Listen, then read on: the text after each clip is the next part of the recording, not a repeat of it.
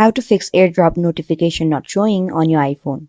If you're struggling with the same problem, don't worry, as we have brought you some simple tricks and tips on how you can fix it. Firstly, what you have to do is you have to go and tap on your settings and scroll down on your screen and tap on the option called General.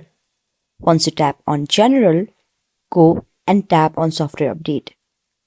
In your iPhone, it is super important to update your software up to date because it will automatically fix all of your problems if there is some, and add some new features on your phone.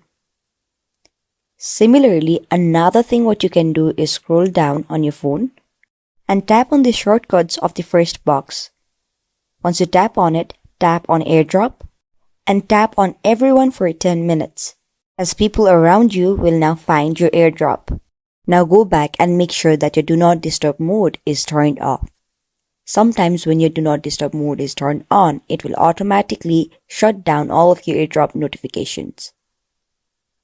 In this way, you can easily fix all of your problems that is related to fix AirDrop notification not showing on your iPhone.